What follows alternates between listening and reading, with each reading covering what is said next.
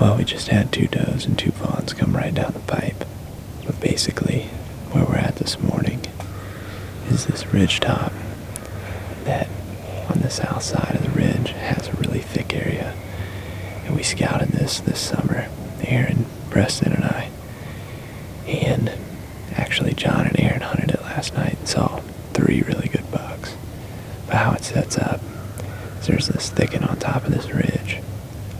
And the deer are coming off the crop fields in the morning and bedding.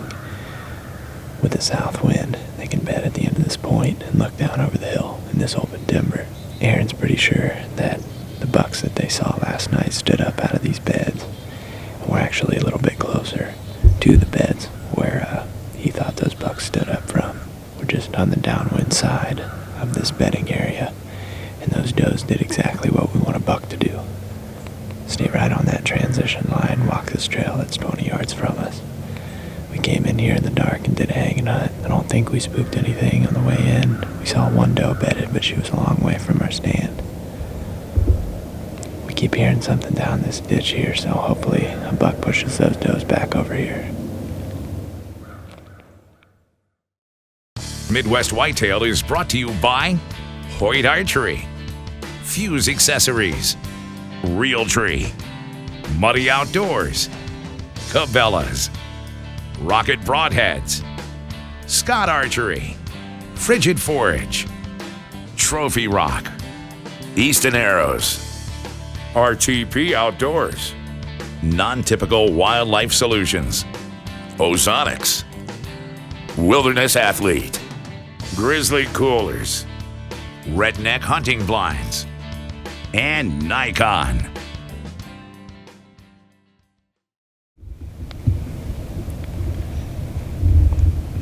I think it's just kind of going like this.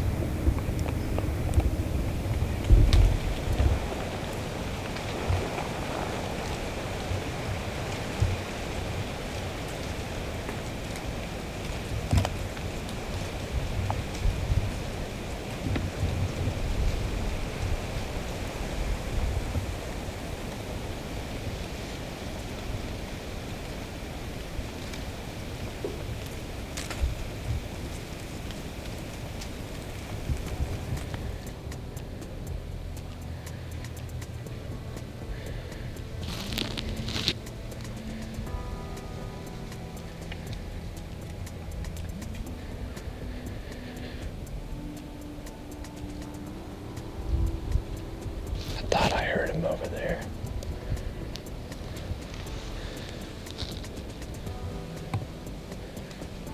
Come on down here.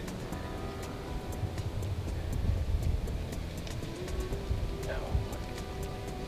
Don't do that. He's gonna follow the trail of those doves this morning, I got a feeling. They come right down the pipe. I hope so.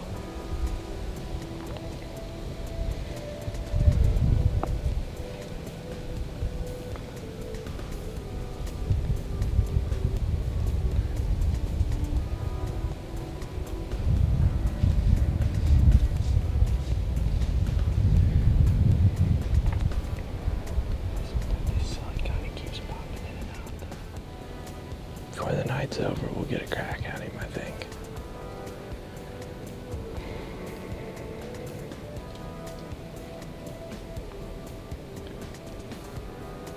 Well, he did exactly what we thought he was going to do. He worked right on the same trail that those does came in this morning and headed up to where they went into that bedding area. My hope is that he goes to the end of this point and beds down. It's a great rut bed for a buck to bed at the end of this point, right towards evening, because if he beds there, he's got the wind at his back, and he can look over that hill and see any does coming up to this crop field. Then he can follow them up.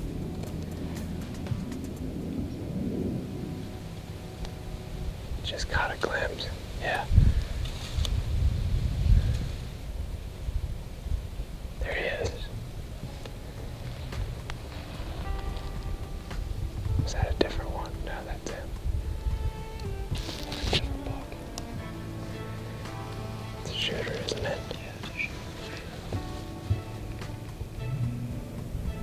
You're rolling good on him. Oh, yeah.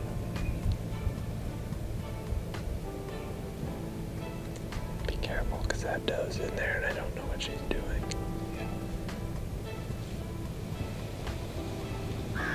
Gosh dang it.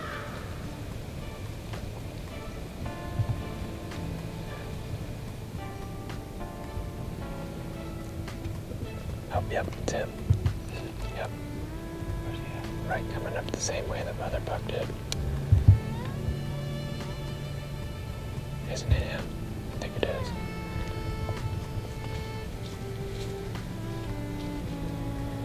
They're getting them both. Yep.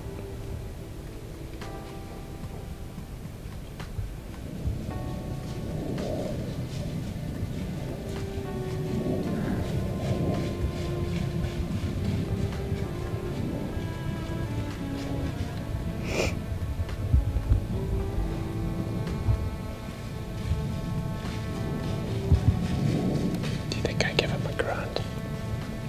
Yeah, but that other one's still in the bedding area, I believe.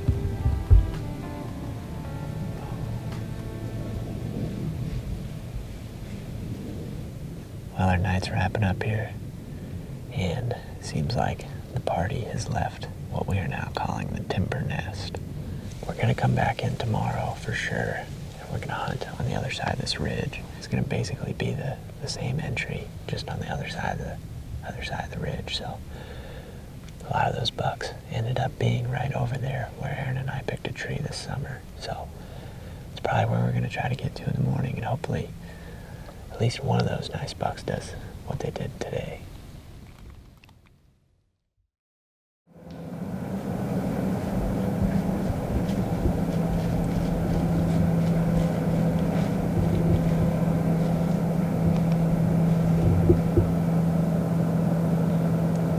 Spring's been worked over like crazy. Yeah.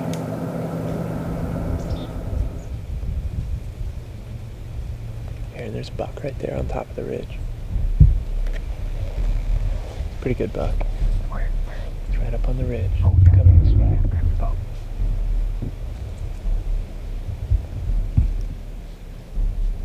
Oh yeah. Real nice buck. Yeah.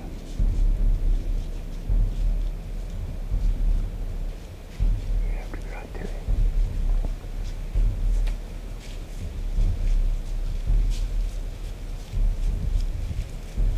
We have to shoot him. We have to shoot him. Zach is getting our wind.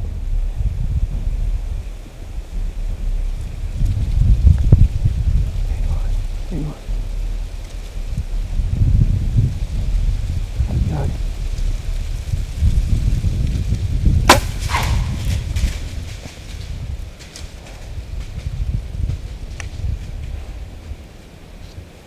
Hang on. Well, it's about 1 o'clock, and just saw a buck cruising up on this ridge. He was coming down the trail like he was gonna come like we planned him to, but he started to cut down into the ditch down there.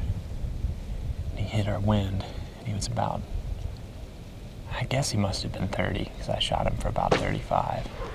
I shot right over his back. It's a bummer.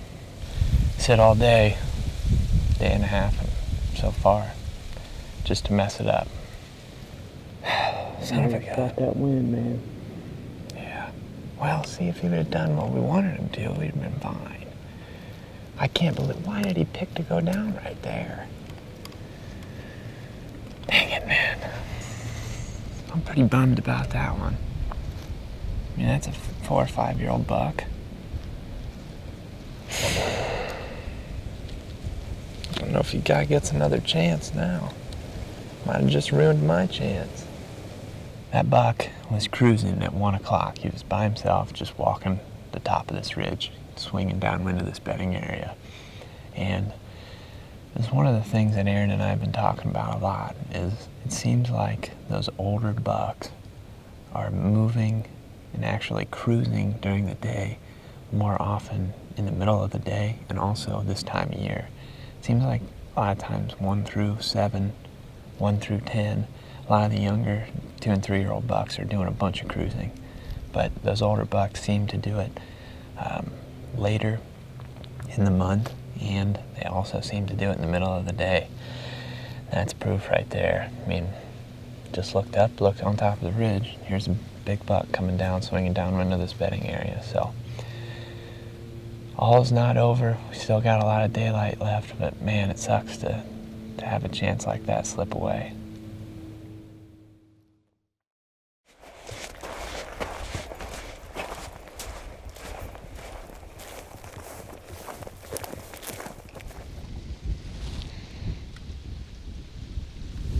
It's the evening of November 19th, and Corey and I are back at the timber nest on the Pine Ridge unit.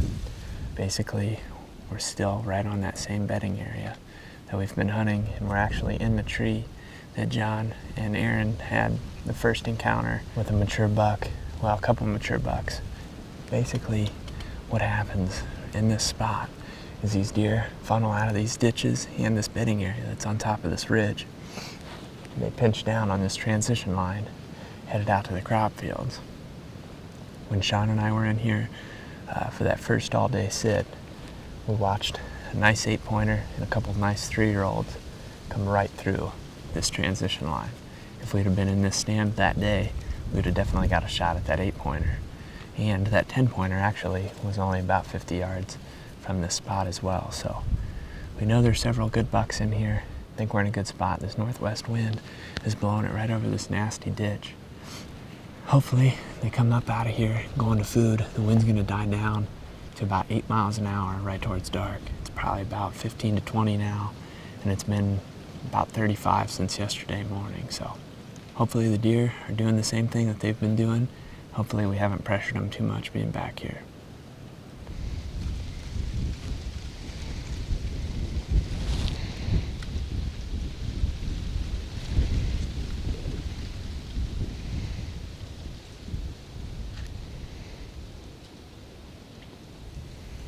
It's a shooter. It's the one I missed. It's right over here. He's coming right along the edge here. See him?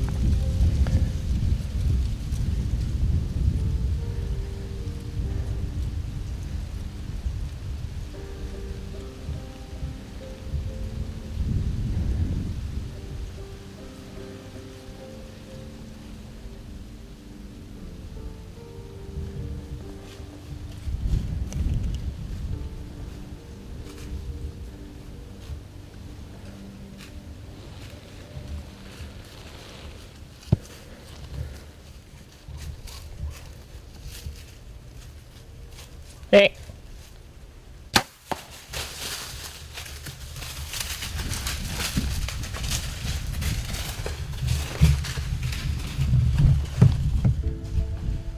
Listen. Looked pretty good, didn't it?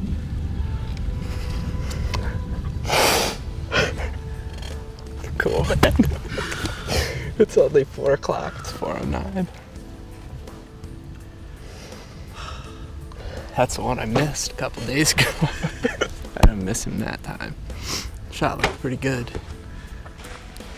It didn't bury super deep in there, but it buried deep enough, and it sounded like it hit the. Sounded like it smashed that diaphragm pretty good. Did exactly like we wanted him to today. Man, I'm pumped.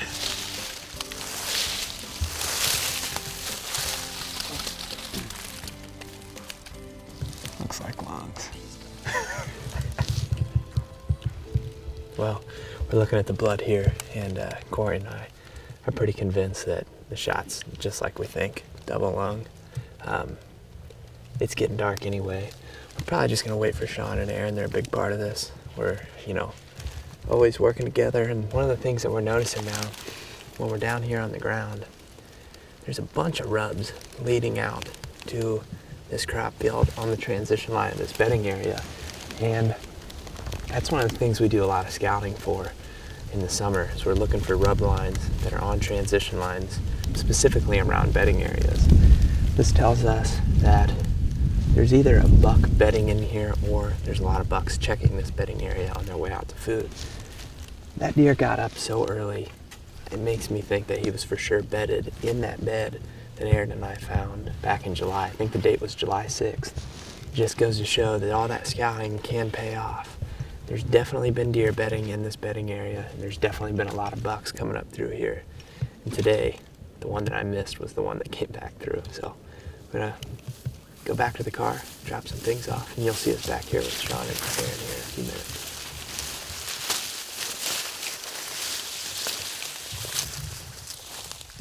You can actually see that blood pretty well with these lights.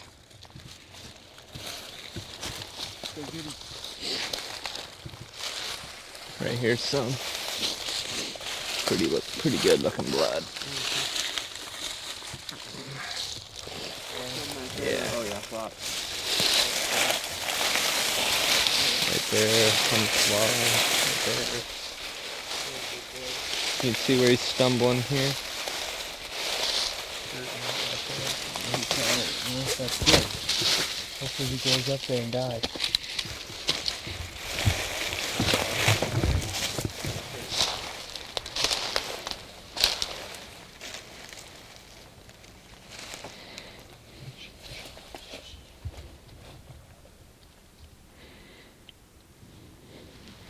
Well, we're about 200 yards down the hill. He's went a little bit further than what we thought. He crossed one of these ditches. We're following his trail. It's looking like one lung and liver. The blood's kind of thinning out, but it definitely hit one of the lungs. There's bubbles in it. And there was, right on impact, it looked like there was dark blood too, like liver. He was bleeding really good at the beginning, and he's kind of dying off here, but we got a line of travel. We're just gonna follow it here and see if he opens back up, or we hopefully find him dead up here.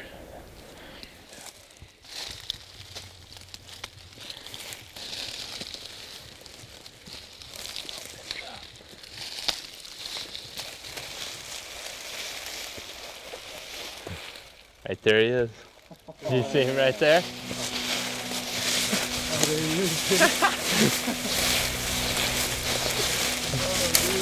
Oh yeah, that's definitely the buck that I missed the other day. How about that? He went a lot further than we thought. When we first hit him and we watched the shot back, we thought for sure that it was a double lung. And when we started tracking him there, the blood wasn't necessarily as good as we'd hoped. We actually found a couple of beds up there, and that pretty much told us that it wasn't a double lung hit, because he was moving from those beds, but he was bedding probably 2 or 3 times within 40 yards. You don't get too many chances where you shoot at the same buck in the same season, let alone within the same week. Yeah, big old square head on it. Yeah, I And think basically he's the same probably- spot too, it wasn't. Yeah, right, Yeah. just It's not across like the you ridge. went out in a totally different area and Right. shot at him again. Well, and I thought, we talked about it before, but it's like, man, he's probably gone. Yeah, Right, he I wasn't think gone. he was bedded in that bed. Yeah, I really do. I think so. Kind of cool. Bedded it, got up at 4 o'clock and just walked right out to that field. He was definitely going out there to check That's what I those was does. telling the boys earlier, is that the hunt itself didn't kill the deer. It was that scouting mission that killed sure. him. For sure. Oh yeah. That's what did it. Yep. Yeah, we knew. You Hey, right where they're gonna be. Yeah, dude. Congrats. Thanks, Sweet. man.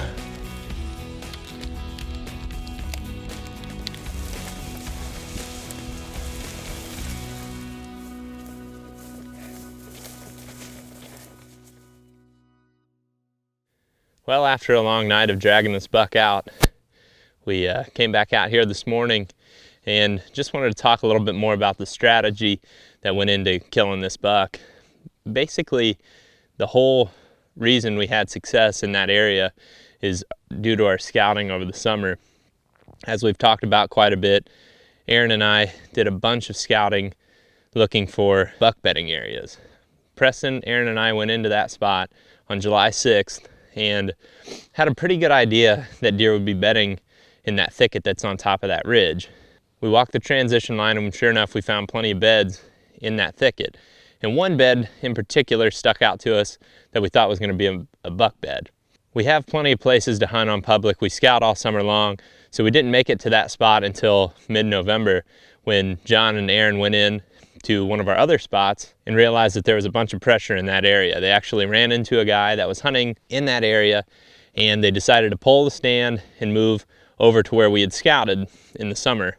When they got back there, there was a bunch of deer coming out of that bedding area, so we decided to keep hunting it until we felt like we were putting too much pressure on, or we just stopped seeing deer movement.